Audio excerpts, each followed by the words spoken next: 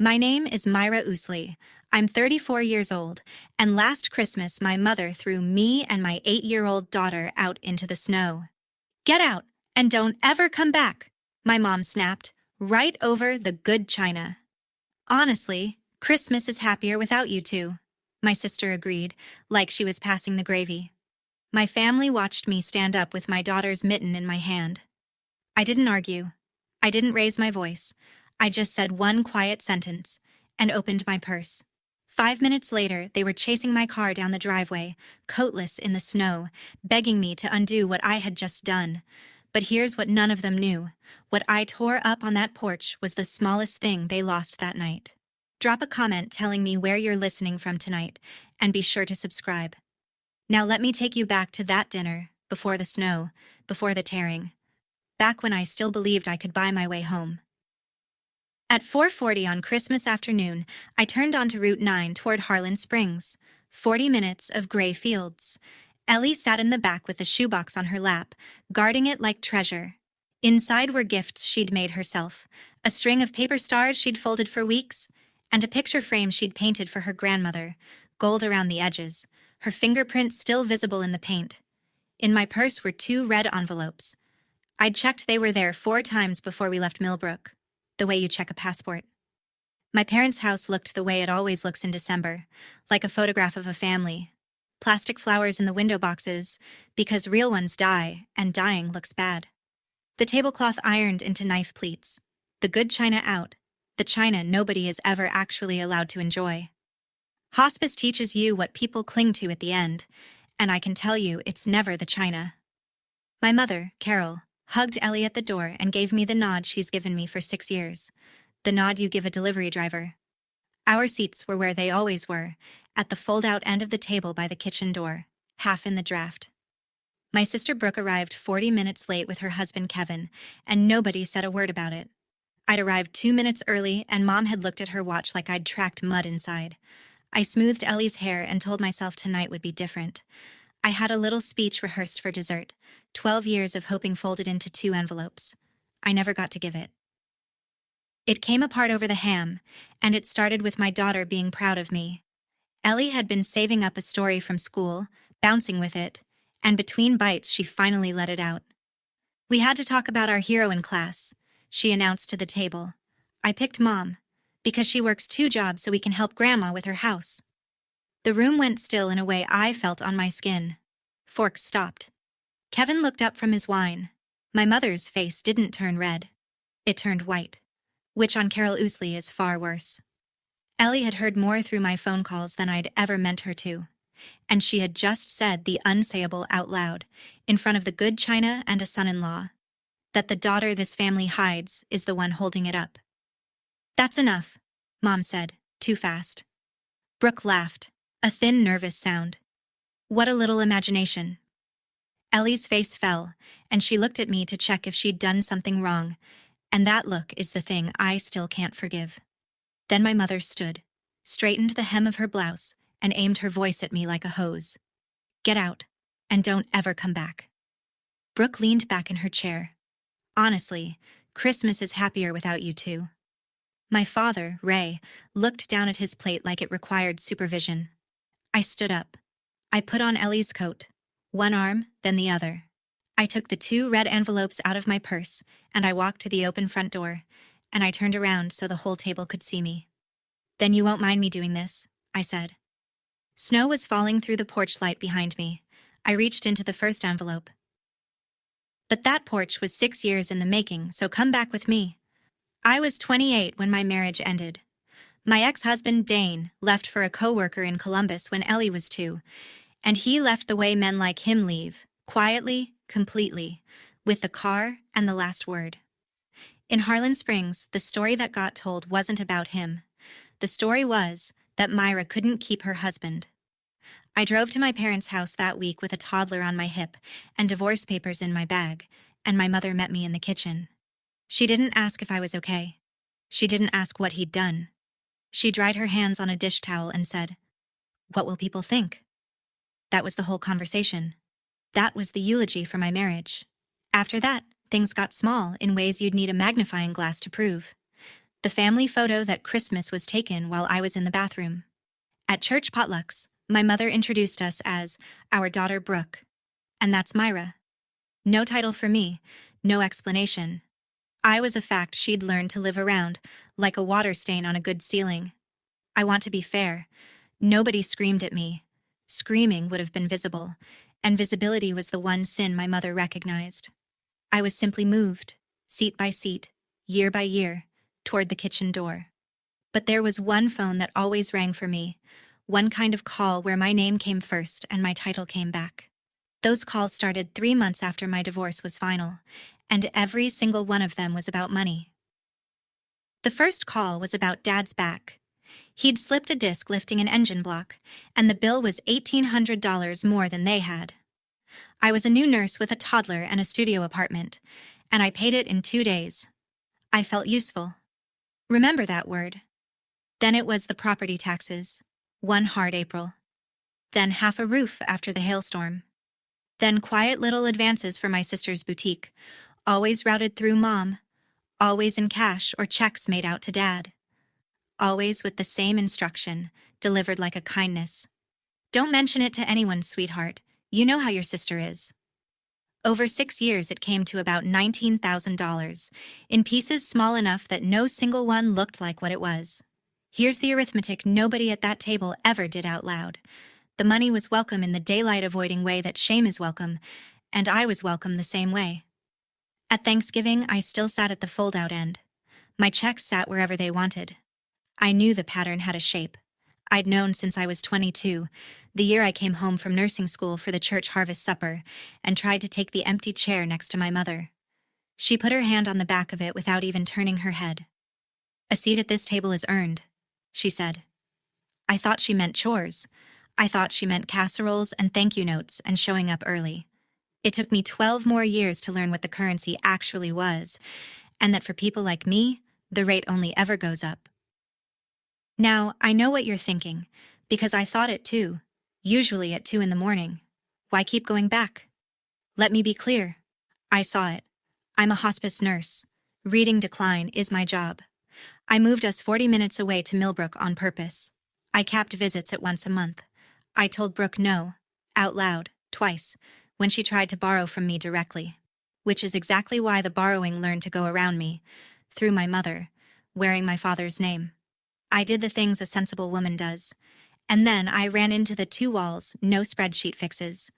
The first wall was 3 feet 10 inches tall and missing a front tooth. Ellie kept a strip of paper stars taped to the refrigerator, 1 star for every day until we saw Grandma. Her father sends a birthday card when he remembers the month.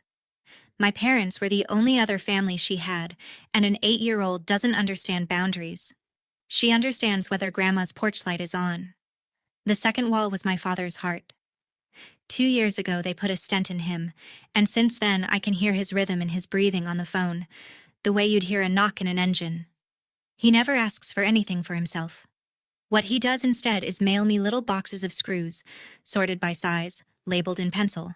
Because a machinist who was never allowed an opinion in his own house still wants to say, "I see you, kiddo," and hardware is the only language that doesn't get him in trouble. So yes, I kept going back. Then, the first week of December, Dad called me. And for once, it wasn't about money.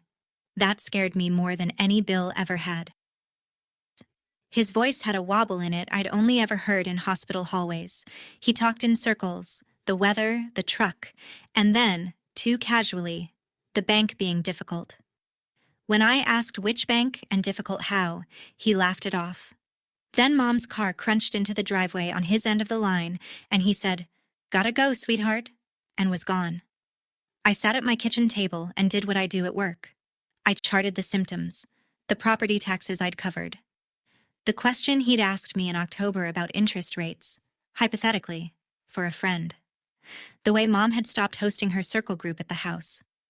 Diagnosis. My parents were behind on the house, and nobody was going to tell me until it was terminal. I had $38,000 saved, 6 years of weekend shifts and night differentials, a down payment fund for a little house with a yard, because Ellie wants a dog and I wanted a door nobody could put us out of. That night, I moved $31,000 of it into checking. I wrote 2 checks at my kitchen table with Ellie's paper stars taped to the wall above me. 22,000 for my parents, 9,000 for Brooke's boutique. Because if I saved her too, my mother couldn't call it favoritism or grudge holding. I was buying the whole family out of the fire. No exceptions, no scorecard. I sealed them in 2 red envelopes and I let myself imagine dessert. Mom reading the number, Mom's face going soft, Mom hugging me somewhere people could see. Sit with that sentence a minute. I was 34 years old and my Christmas wish was a witnessed hug. I told Dad the envelopes were coming, so he'd sleep. That was my one mistake. Christmas Day, half an hour before we sat down, I carried my tray of scalloped potatoes back toward the kitchen, and the door was open an inch. I had the tray in both hands, and that inch of door did what an inch of door always does. My mother's voice, low and organized, the voice she used for seating charts. She's bringing checks. Let her hand them over at dessert. After that, things go back to normal. Don't make a scene, Brooke. Just don't encourage her to stay long. And my sister's laugh, bright as a knife drawer. So we smile until the pie.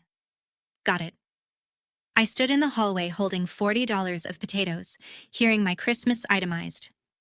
Normal. I knew exactly what normal meant in that house. Normal was the fold-out end of the table. Normal was checks in the dark and nods at the door. They knew the money was coming. My father's relief had traveled from his mouth to her ledger within a day, the way everything in that marriage eventually did. And the plan was to collect the gift and reshelve the giver. I could have walked out right then. I've asked myself 100 times why I didn't, and the honest answer was on the other side of that kitchen wall, in the den, where Ellie was showing her grandfather the paper stars one at a time, and he was studying each one like a blueprint, and her face was lit up like the whole holiday was worth it. One more Christmas for her. I could pay for one more. That was my actual thought, word for word. I can pay for it. So I set down the potatoes and I smiled, and I decided to give them the checks anyway. I just didn't know my daughter was about to hand them something they wanted far less. The truth. Out loud. In front of company. So now you're back at the table with me, and this time you can see what I couldn't afford to see the first time through. Watch my mother's eyes. Twice during dinner they dropped to my purse on the chair beside me, quick as a cashier checking a drawer. Watch Brooke, who had not asked me a question about my life in 6 years, lean in over the sweet potatoes. So how's work? Still doing those weekend shifts? Which I heard as sisterly interest and which was actually an audit. Watch Kevin, my brother-in-law, refill his wine and study the tablecloth like a man who suspects he's the only person in the room without a script. The talk was all surface. Brooke's boutique was pivoting, whatever that means when a store is empty. The church women were doing a spring bazaar. The ham was discussed like a family member. And through all of it, my mother ran the table the way she ran everything. Corrections handed out in little coupons. Ellie, elbows. Ray, the gravy's going cold because of you. Myra, nothing. Not a word. A nothing so practiced it had a shape. I actually remember feeling hopeful. God help me, I remember thinking the silence was softer this year. Then the plates were being cleared for dessert. My cue was coming. My little speech was standing up inside my chest, and Ellie, who had waited all day to be proud of her mother in public, got there first. I've replayed the next 90 seconds more times than I can count. My mother's face when the words, "Help Grandma with her house," landed in front of Kevin. It wasn't anger. I know anger. Anger flushes. My mother went white. My mother was terrified. I just couldn't tell you, that night, of what. Here's what I understand now, watching it slow. My mother had one secret she guarded with her life, that the daughter she'd spent 6 years erasing was the one paying the bills. If Kevin heard it, Kevin, who talks to everyone at the hardware store, Kevin, whose mother chairs the flower committee, then the town's whole picture of Carol Ousley would tilt. Taking money from the divorced one, needing money at all. So she did what she always does when the picture tilts. She removed the thing that didn't match the frame. She stood, smoothed her blouse, and fired. Get out, and don't ever come back. The words were for me, but the performance was for Kevin, and honestly, it was flawless. The wronged matriarch. restoring order at her own table. Brooke joined in the only way Brooke knows, by finding the winning side early. Honestly, Christmas is happier without you two. She said it, stretching, relaxed, a woman with no idea she was setting fire to her own lifeboat. And my father. I want you to see my father. Ray Ousley pushed his chair back 3 inches. His hands came up off the table.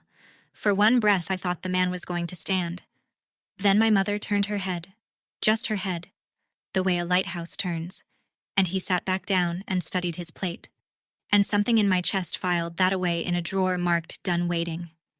I took Ellie's hand. We were nearly out when my mother followed us into the hallway and delivered the last line quietly, privately, a gift just for me, 12 years old now and still sharp from the first time she'd said it. A seat at this table is earned. I stopped on the porch. Snow drifted through the light. Ellie's mitten was in my hand, and I heard myself say the quiet sentence. Then you won't mind me doing this. I took out the first red envelope, the one with $22,000 folded inside it like a prayer, and I tore it in half, and in half again. Then the second one, 9,000, Brooke's rescue, tore that too. I opened my fingers and let the pieces go into the snow, and they came down slow, like the world's most expensive confetti. I didn't yell. I didn't explain. I buckled my daughter into her booster seat like it was any Tuesday, and the first voice behind me wasn't my mother's. It was my father's. Ray came off that porch with no coat, went down on his knees in the snow, and started picking up pieces with his bare hands. 66 years old, a stent in his chest, gathering paper in the dark. Then came my mother, and this is the detail I'd put in a museum. Carol Ousley, outdoors, in front of a neighbor's window, without her coat. In 34 years I had never seen it. Appearances got left on the table with the ham, and she came down the driveway after my car crying, Myra, Myra, you don't understand. Undo this. Write them again. You have to. You have to. And behind her, framed in the doorway with the hallway light behind her, my sister, white as the tablecloth, saying, Mom, what checks? Mom, what is she talking about? Because Brooke, who had just voted to throw me out, had never been told the pipeline she'd been living on had my name at the top of it. I rolled my window down 5 inches. Merry Christmas, I said, and I drove home. Now, you have to is a strange thing to say about a gift. Gifts don't come with have to. Invoices do. It took one more knock on my door for me to learn exactly what she meant, and I'll get there, I promise. But first, if you've ever handed your family an envelope with your whole heart inside it and watched them weigh it, tell me in the comments what you did next. I read everyone. Subscribe so you don't lose your seat here. Mine cost me $31,000. The drive back to Millbrook takes 40 minutes, and Ellie made it to minute 12 before the question came. Small, from the back seat. Did I say something bad about Grandma's house? I watched her in the mirror. This kid still in her Christmas dress, still guarding the shoebox with the painted frame she never got to give. You told the truth, baby, I said. Truth isn't bad, it's just expensive. She nodded like that settled it, the way kids do, and fell asleep before Route 9. In our apartment, I hung her dress, set the shoebox on the counter, and opened my right hand, and found 4 pieces of torn check I didn't remember picking up off the porch steps. Reflex, I guess.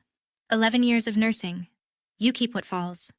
There was a glass jar on my shelf where I threw spare buttons, and I dropped the pieces in with the buttons and set it by the window, and I stood there a long minute looking at it without one clear thought in my head.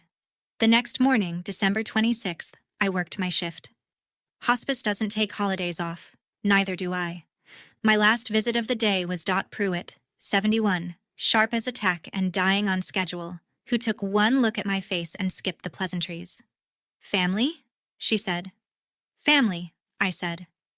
Ah, said Dot, settling back on her pillow like a judge who'd heard the case before. The expensive kind. I laughed for the first time in 2 days. I didn't know yet how much Dot Pruitt was going to matter to this story. The phone calls started Monday. By Wednesday, they weren't asking anymore. The campaign came in 3 flavors, escalating like weather. Monday was sugar. Brooke, Voice like nothing happened. We all said things. It was Christmas. Everybody's tense. Just come by with the envelopes, and we'll laugh about the whole thing. Notice the choreography. The apology skipped straight past itself and landed on the envelopes. Tuesday was vinegar. Brooke again, no sugar left. You owe this family, Myra. After everything we've done for you, you'd be nothing without us. I did briefly try to make a list of the everything, for my own records. It was a short list with a casserole on it. By Thursday, it was the extended family group chat, a flock of aunts I hear from annually, suddenly fluent in my character. Selfish, dramatic, always was different. Think of your poor mother's heart. My Aunt Patrice sent a paragraph that ended, "Your mother is not sleeping. I hope you can live with that." I handled it the way I handle a coding patient, protocol, not panic. I answered no message with more than one sentence. I blocked nobody, because blocking is a door slammed and I don't slam doors. I just stop holding them open. I picked up extra shifts and let the phone buzz itself out in my locker. And on New Year's Eve, while other people watched the ball drop, I sat at my kitchen table and did one small piece of math I'd been avoiding. In that whole week, 41 messages. I counted them once, and never again. The number that asked how Ellie was doing, the 8-year-old marched out into the snow on Christmas 0. 41 messages. 0 about my daughter. That math told me everything I needed to know about what this family thought it had lost. December 28th, a Sunday. Someone knocked on my door, and through the peephole I saw my father holding his hat like a man at a funeral. Ray Ousley had driven 40 minutes alone, which had happened exactly never in the 6 years since my divorce. I made him tea. He sat at my little kitchen table next to the button jar with the torn pieces in it, and he looked at that jar for a while, and then he took an envelope out of his coat. And this one wasn't red. It was from the bank. I've read a lot of hard documents in my line of work. Do not resuscitate forms have kinder fonts. Notice of sheriff's sale. Mortgage arrears, $21,700. And a date, printed like it was any other fact in the world. Sheriff's sale, February 12th, 10 a.m. The house I grew up in had a countdown clock on it, and it had been ticking since before Thanksgiving, and I had been told nothing, right up until the night I told my father 2 checks were coming. He'd been so relieved, he said. He'd told her that same night. So when I walked in on Christmas Day with my potatoes and my envelopes, my mother already had the $22,000 spent inside her head. She threw me out anyway. Read that twice, because it took me a week to metabolize. She was so certain of her hold on me, so certain the wallet would stay open even while the door was closing, that she could afford to do both in one evening. 6 years without a single consequence will teach a person that. Your mother isn't cruel, Myra, my father said to his tea. She's borrowed. Everything about her is borrowed, and she can't stop paying it back. I didn't understand that sentence yet, so I asked him the only question that mattered. Dad, 22,000 behind. Where did the first mortgage go? You paid this house off. I was at the party. My father looked at the jar instead of me. The answer was a store called Magnolia and Maine. 3 years ago, my sister's boutique was dying its first death. Rent behind, vendors calling, Kevin still in the dark. Brooke went to Mom, and my mother, who would sooner be buried than let this town watch an Ousley daughter fail in a storefront on the main road, did the unthinkable quietly. She took a new mortgage on a paid-off house and poured $60,000 into that shop. Nobody told Kevin. Nobody told me. The boutique kept dying anyway, just slower and more expensively, the way things do when you feed them. And for 2 years my parents had been servicing that loan out of a machinist's pension, and out of, in my father's words, the amounts you'd send when things got tight. I want to be precise here, because I was precise about it at my kitchen table that night, long after Dad left. Every so-called emergency I had covered for 6 years, the taxes, the roof, the little cash envelopes routed through my father. All of it had been flowing through my parents and into the till of the sister who raised a glass on Christmas and said the holiday was happier without me. I had been the silent partner in Magnolia and Maine. I'd never once set foot in it as a customer. I couldn't afford the prices. Somewhere in my chest a monitor beeped, and the nurse in me read the strip. Sinus rhythm. Still beating. Noted. That's the whole obituary for what I felt. I washed my father's teacup, dried it, put it away. Then I did the thing I had been putting off for 6 years, the thing careful people do last because it makes everything real. I opened a spreadsheet. It took me 2 nights to reconstruct 6 years. Bank statements, cash withdrawals matched against holidays, texts from mom that said things like, "A little help by Friday, love you." The total ran 4,000 higher than the number I'd carried in my head, 23,000 once the never repaid loans went in, not counting the torn checks. Given quietly, received in the dark, thanked for at a rate of roughly 1 hug per fiscal year. I printed it out. And here's where I want you to notice what I didn't do with it, because it matters later. I didn't email it to the aunts. I didn't post it under Brooke's Facebook status. I didn't mail a copy to the church office with a bow on it. I taped it to the inside of my kitchen cabinet, next to the button jar, where only I would see it. Because I finally understood I'd never needed proof for them. I needed proof for me, for 2 a.m., for the voice that says maybe you imagined the whole arrangement. Meanwhile, Harlan Springs had chosen its story without waiting for evidence. Eileen Kessler, the pastor's wife, called me on a Tuesday, voice like warm hand lotion. "Myra, honey, Carol is just devastated. Nobody needs to know the details of whatever happened at dinner. But a house, Myra. Your parents' house. Is a house not bigger than hurt feelings?" I thanked her for calling. It's remarkable how fast a town can agree on a villain when the villain has a divorce and a savings account. The story on the street was already set in concrete. The daughter who got money proud and let her parents lose their home over a grudge. Everyone kept saying the word house, I noticed. Nobody said the word home. I hung up the phone and stood in my kitchen wondering if I still knew the difference myself. February 12th was 6 weeks out. I'm going to tell you about the night I almost caved, because any version of this story that skips it is a lie. Second week of January. I'd worked a 12-hour shift and lost a patient I liked, and I came home to a voicemail of my mother not crying in the way that's louder than crying. I sat at the kitchen table with my checkbook open, and the pen was in my hand, and it was uncapped, and my brain ran the code I'd been trained on since I was 22. Dad's heart won't survive an eviction. It's only money. You have it. You always have it. That's the thing about being the responsible one. The case for surrender always arrives dressed as a case for love, and it always has your father's pulse in it. The check was half-dated when I heard bare feet on the floor behind me. Ellie, up for water, hair like a bird's nest, taking in the scene. The checkbook, the pen, the jar of torn pieces on the shelf. And my 8-year-old, who is not a wise child from a movie, who mostly asks for snacks, tilted her head and asked one question on her way back to bed. "Are you buying Grandma back?" Then she patted off with her water like she hadn't just opened my sternum on the kitchen table. I sat there a long time. I did not finish writing the check that night. But I want to be honest with you. I didn't tear it up either. I closed the checkbook and left it on the table, undecided, which felt at the time like weakness and turned out to be the smartest thing I did all winter. Because that weekend, I drove to Harlan Springs. Not to the house, to the church attic, where that town keeps its past. I had a legitimate errand. 2 boxes of donated blankets from our hospice families, which I'd been promising the Church Women's Guild since fall. Ruth Andress, 81, keeper of the Guild's history and everybody else's, met me in the attic storage room where the archives live. And while we stacked blankets, she was sorting photo albums, and one photograph stopped me like a hand on the chest. A young woman standing at the front of the fellowship hall, facing rows of folding chairs, holding a sheet of paper. Shoulders braced like she was carrying a piano. My shoulders. My mother, 29 years old. "Oh, that," Ruth said, gentle as a nurse herself. 92. The year Ray got laid off from the plant.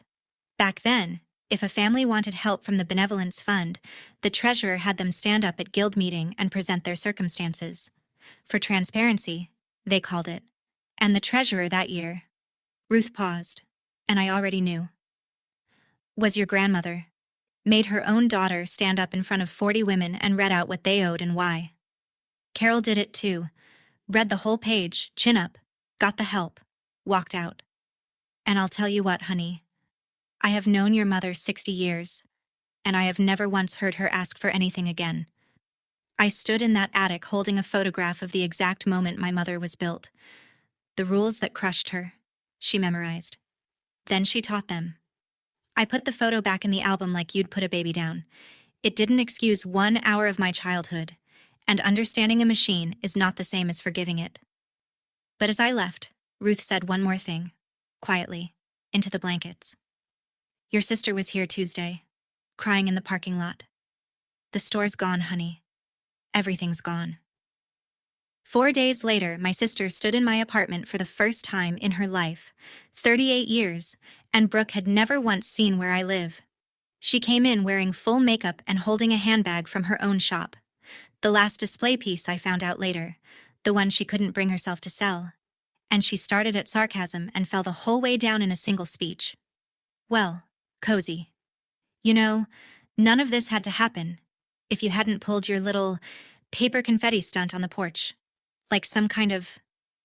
And there her voice went, mid-sentence, the way a shelf gives out. Myra, the store's closed. Kevin found the loan papers.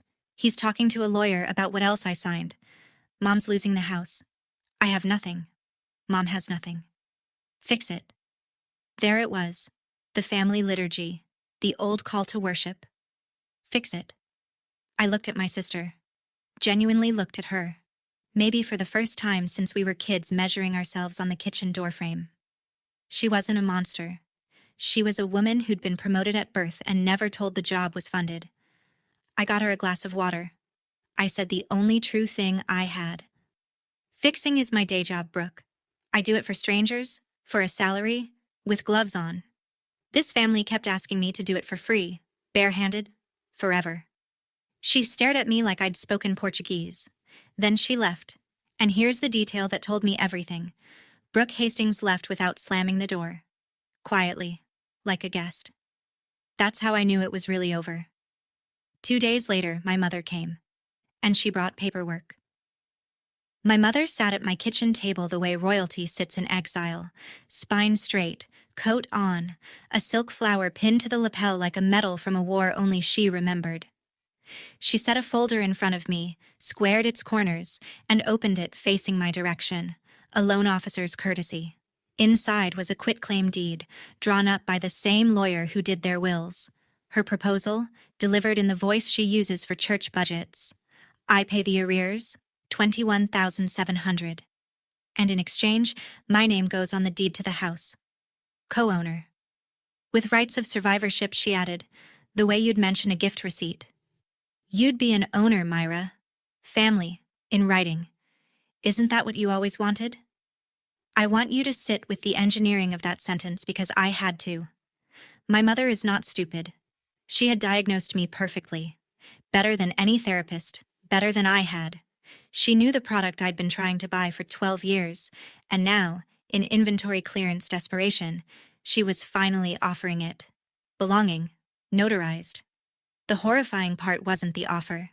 The horrifying part was that it was accurate. Her eyes went to the jar on my shelf, the buttons and the torn pieces, and one eyebrow rose a millimeter. Morbid, she said. Bookkeeping, I said. We looked at each other, two women fluent in the same terrible language. I told her I'd think about it, and I meant it, which I know disappoints some of you, but I needed to see exactly what was being sold before I refused to buy it.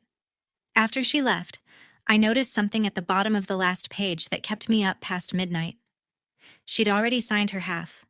My mother, who does not beg, had pre-signed. That's how scared she was, and how sure she was of me. Be honest with me for a second before I tell you what I did. $21,700, your childhood home on the auction block, and your name on the deed next to the woman who threw you into the snow. Would you sign? Type yes or no in the comments. I read them, and I genuinely want to know who's out there. Then stay with me, because what I chose ended up costing more than the house. Here's what I actually did that week. Homework. My friend Janet from my med-surg years is married to a loan officer, and I sat in her kitchen with the notice and a legal pad and made her husband walk me through the machinery. Verdict: arrears plus fees. Call it $23,000 to stop the sale. I had $7,000 left after Christmas. The credit union offers nurses a signature loan. With my overtime, I could bridge the gap. Meaning, I could do it. I want that on the record because this story doesn't work if I couldn't. Saving that house was a real door, standing open, and all it asked of me was 3 more years of weekend shifts and the rest of my life on retainer. Janet watched me do the math and said the smartest sentence anyone said to me all winter. So you can. The question is, what you'd be buying. That night, I sat with 2 pictures. On my laptop, the satellite view of my parents' roof on Route 9, the maple over the driveway, the porch where my paper snow had fallen.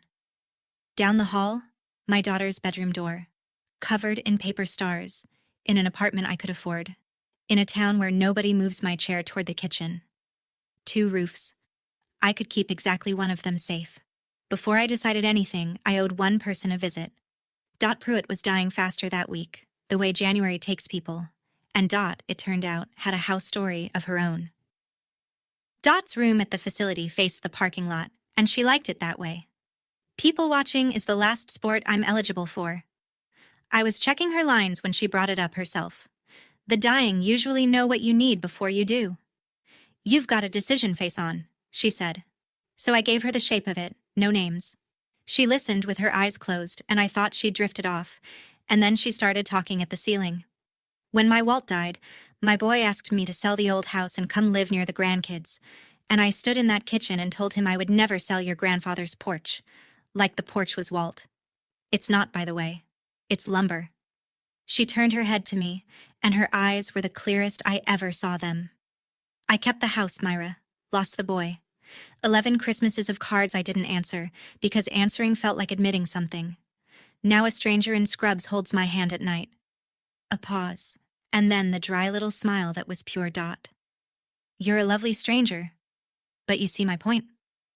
I did the thing they train us to do, which is nothing. You don't argue with a dying woman's arithmetic. I finished her chart with my throat tight. As I was leaving, she caught my wrist, gripped like a bird's foot, surprisingly fierce. One more thing, honey, when you tear something up, keep the pieces, so you remember it was yours to tear. I drove home with the heater roaring and her sentence in my chest like a swallowed coin. That Sunday, my father called.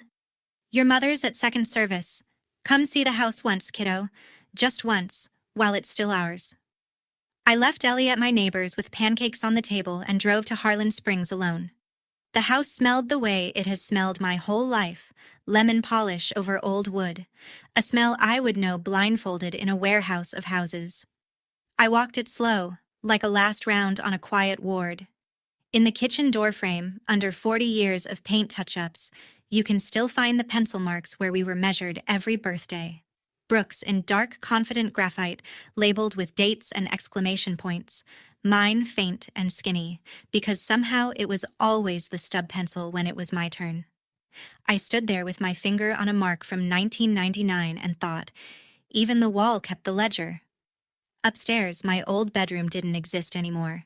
It was a stockroom, boxes stamped Magnolia and Maine stacked to the ceiling, tissue paper, a garment rack, the unsold inventory of my sister's dream-stored floor-to-rafter in the exact square footage where I used to sleep. My room, holding her debt. The house had been telling the truth for years. I'd just never had the stomach to read it. My father was on the back porch with 2 cups of coffee, and he handed me a little box of screws, sorted and labeled. The last one, I somehow knew. Whatever you decide, kiddo, he said, looking at the yard. The house was never the thing I minded losing. He didn't finish the thought. He didn't have to. I drove home with a box of screws on the passenger seat, and on Monday morning I called my mother and I kept it short. Mom, it's Myra. I'm not signing, and I'm not paying. Silence on the line. 6 seconds of it. I counted the way I count a pulse, out of habit, and I could hear the kitchen clock behind her, the one shaped like a rooster that has ticked through every argument that family ever swallowed. When my mother finally spoke, she didn't yell. Yelling is visible. Her voice went flat and formal, the treasurer closing a ledger. Then you are no daughter of mine. Do you understand? You were the one thing I could still call mine that worked. I have been a nurse 11 years, and I have heard people say unforgivable things in extremis. And I filed that one where it belonged, but not before I heard it all the way. Mine. That worked. An appliance review. I know, Mom, I said. That's why I'm hanging up. And I did. Gently. No slam. And then I stood at my kitchen window while the old life finished collapsing, which took about 72 hours. Aunt Patrice texted, "You will stand at that auction with blood on your hands." The group chat produced a dozen variations on how does she sleep. At the Millbrook grocery store, Eileen Kessler looked directly through me at the oranges, a cut so smooth and practiced it was almost art. The town's verdict was in, notarized faster than any deed. Myra Ousley let her parents lose their home. I corrected no one. Not one comment, not one text, not one oranges adjacent glance. If the last 6 years taught me anything, it's that their story about me was never mine to edit. Only mine to stop funding. The auction was set for February 12th, 10 a.m. on February 11th. At 9:40 at night, somebody knocked on my door. Softly. Twice. Through the peephole. My mother. Alone. In the corridor light. And wrong in ways it took me a second to catalog.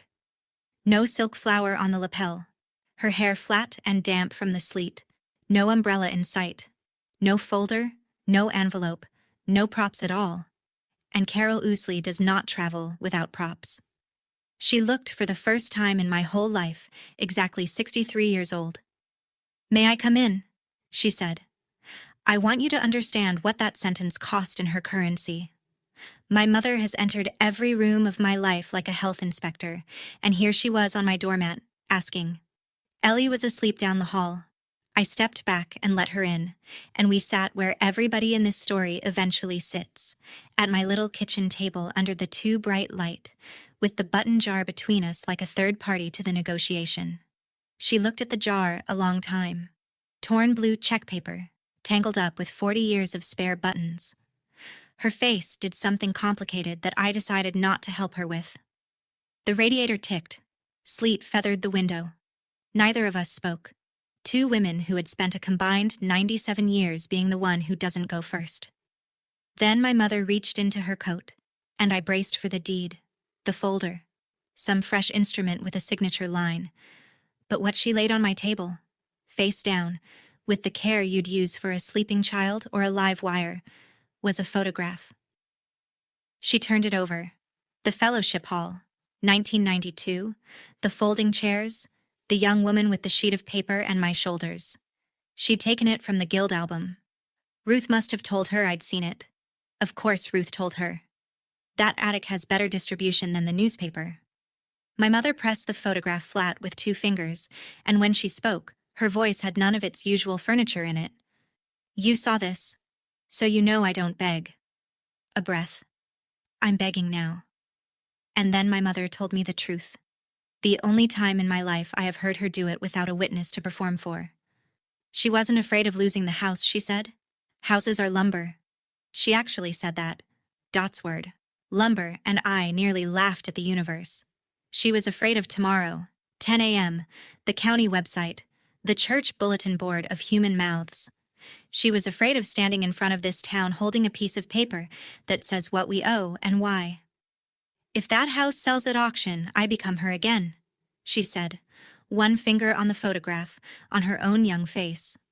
That girl, in front of everyone. 34 years I have kept us looking right, Myra. It's the only work I know how to do. Please. I want to be honest about what happened in my body, because this is the part of the story where I'm supposed to be strong, and what I actually was her daughter. Every cell in me that had ever paid a bill for love stood up and reached for the checkbook. My hand was actually moving. And then my mother, so close to landing it, said one word too many. Help me stop the sale, she said, and everything can go back to normal. Normal.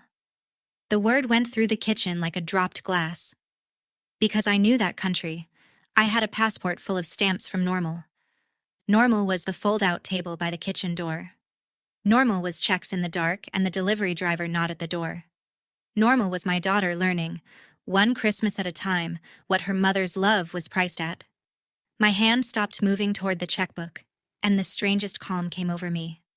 The calm I get in a code, when the monitors are screaming, and my job is to be the slowest heartbeat in the room. I stood up. I didn't reach for the checkbook. I took the jar down off the shelf and set it on the table beside her photograph, torn blue paper and spare buttons next to the fellowship hall, and I sat back down. 2 exhibits, 2 women, the same machine, 34 years apart. You didn't mind then, I said. Don't mind now. She flinched like I'd touched a burn because she understood. She's the only person alive who fully could. And then I said the rest. Quietly. Once. The way you deliver a diagnosis. You were right, Mom. All those years ago, a seat at this table is earned. I just finally stopped paying rent on mine. Her mouth opened. I wasn't finished. The house isn't your shame. The photograph isn't your shame. What you did to the daughter who kept paying to be loved. That's the only thing in this room worth begging about. The radiator ticked. My mother sat very still in the too bright light, holding her own gaze in the photograph. And then I did the thing I'd decided on Janet's legal pad, the thing that had been waiting, folded in the utility drawer for a week. I laid a paper on the table. Not a check. A lease confirmation. A 2-bedroom apartment on Maple Street in Harlan Springs, 3 blocks from the church. Ground floor for Dad's knees. Deposit and 6 months paid in full, in the names of Ray and Carol Owsley. $5,400 out of the $7,000 I had left. Next to it, a printed schedule of Dad's heart medications in my handwriting, because that's the other thing I had to give. This is a gift, I said, not a purchase. There's a difference, and I'm 34 years old and I just learned it, so you can too. She looked at the lease for a long time. I'm done buying what should have been free, Mom. My mother stood, buttoned her coat, picked up the lease with both hands. Careful, like it might tear. No thank you. No apology. At the door she stopped. Back to me, hand on the knob. The auction is at 10, she said. I know, Mom. A pause I could have parked a car in. Ellie's stars. She makes those herself? Everyone.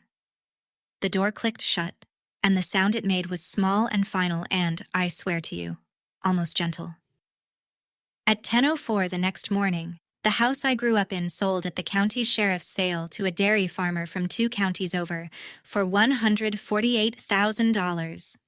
After the bank took the rest of its loan and the fees took theirs, my parents walked away with about $85,000, not ruin, whatever the group chat says. Enough to live on carefully, just not enough to look the way my mother had spent her life looking. I wasn't there.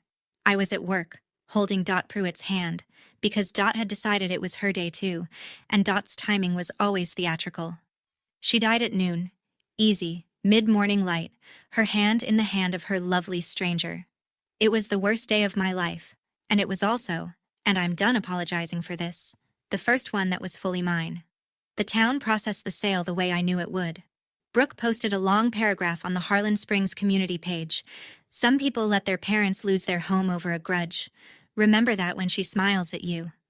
And it collected 214 comments, a casserole of outrage from people who have never once asked what actually happened. I didn't reply. I didn't post my spreadsheet. I never told a single soul in that town about the apartment on Maple Street, and I'm not telling them now. You're hearing it. They never will. Their story needed a villain, and I had learned to stop applying for better roles in it. Kevin filed for divorce in March. Brooke moved in with my parents, into the 2nd bedroom of an apartment she does not know I paid for, and if there's a dry little joke in that, I've never said it out loud. Dad called every Sunday talking screws and heart rates. My mother didn't call. Spring came anyway. It always does. The jar stayed on my shelf, and Ellie never asked about it. Until the day she did.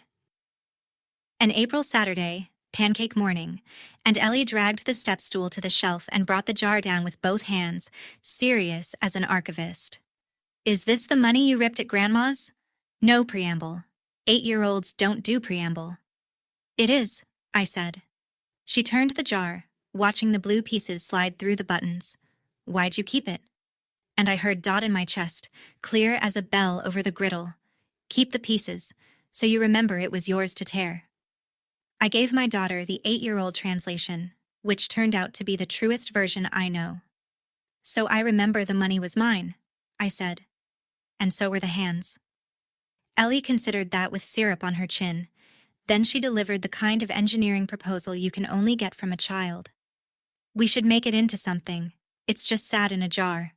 So we spent the morning on the kitchen floor with tape and glue, and the pieces wouldn't go back into checks. They'd stopped being checks the moment they left my hands on that porch. So we didn't try.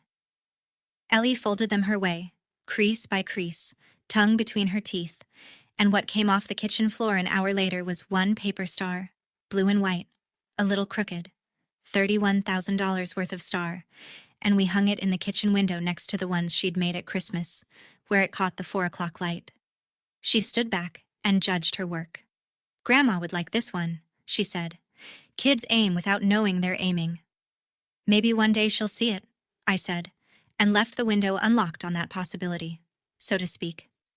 8 months later, it was Christmas again. This Christmas, my table sat 4 comfortably and held no fold-out end. A small roast chicken, because ham has associations.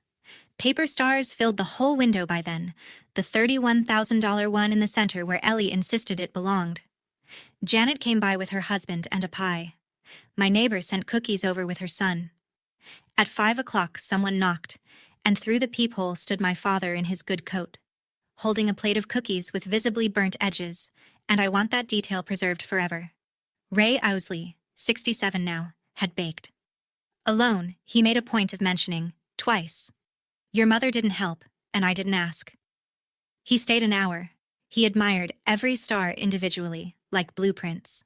And before he left, he took a marker from his coat pocket. He'd brought his own marker, planned the whole operation like the machinist he is, and he measured Ellie against my kitchen doorframe and drew her line dark, thick, pressed twice over, with her name and the date, the first mark on that frame's fresh paint. Nobody handed him the stub pencil. Different frame, different ledger. From my window I could see his truck in the lot, exhaust curling in the cold, and in the passenger seat, a shape I knew by posture alone. My mother. She didn't come up. I didn't go down. But Ellie saw her from the window and waved. Big, unedited, the way she waves at trains. And my mother, one beat late, through the glass, from a woman still living by rules she didn't write, raised her hand, held it up, then looked away. Not a hallmark ending, just a hand, raised. The difference is, my daughter isn't learning those rules. The curriculum ends with me. So here's the final accounting. Since this whole story was always about ledgers, my parents are settled on Maple Street. Dad walks to the hardware store, and I'm told, there are real flowers in the window box now, actual living geraniums, and I have decided not to need more than that. Brooke manages shifts at the fabric store in town and is paying her divorce lawyer in installments. The handbag finally sold. Me? The house fund is growing again, 4,100 as of this morning, headed for a yard and a dog. The jar on my shelf is empty now, just buttons. The star hangs in the window. Free things, it turns out, are the only ones that appreciate. If your seat at the table has a price on it, you're not family at that table, you're revenue. And the day you stop paying isn't the day you lose them, it's the day you find out who was ever really there. That's my story. 2 torn checks, 1 glass jar, and a paper star that cost $31,000 and was worth every cent. If someone's made you pay for a seat that should have been free, set the price to 0 today. Share this video with someone who's still paying. Drop a comment, hit subscribe, and I'll see you in the next one.